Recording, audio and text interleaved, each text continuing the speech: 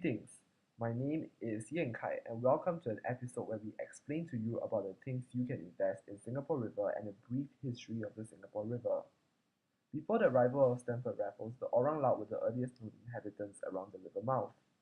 This is because every civilization starts around a source of fresh water like the River Nile for the Egyptians.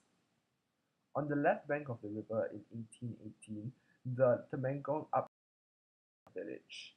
On the next year, on the same bank, he signed the historical treaty with Sir Thomas Stamford Raffles. The river was Singapore's main commercial lifeline. Unfortunately, the river also suffered from pollution and congestion over the years.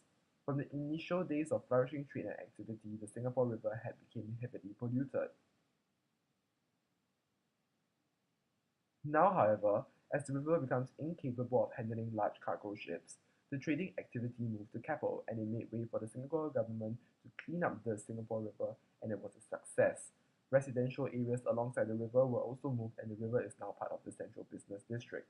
With many attractions, such as the Ancient Civilization Museum, making it the center for culture and finance in Singapore. The Singapore River is definitely an icon. Its rich heritage makes it the most visited attraction in Singapore, with its business importance making the most cardinal place in Singapore also. With more than 300,000 people in the CBD and 15 million tourists visiting Singapore each year, I think that investing in the mobile food store is the most legitimate idea.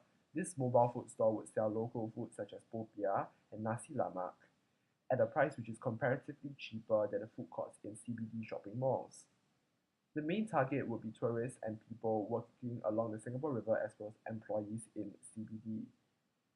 The local food will definitely stand a significant advantage as compared to the pubs that we see over here.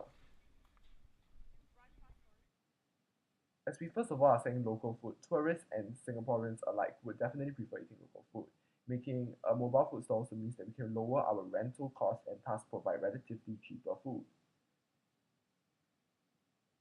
The idea was inspired by the food stalls that were all along the Singapore River selling local food some decades ago that slowly diminished after the government started building tall skyscrapers and converting Singapore River into a business and tourist site on the stretches of rivers. We believe that the tourism and economy of Singapore will continue to flourish, which will sustain and create a good boost to our investment. Thank you for watching the show. Have a nice day and goodbye.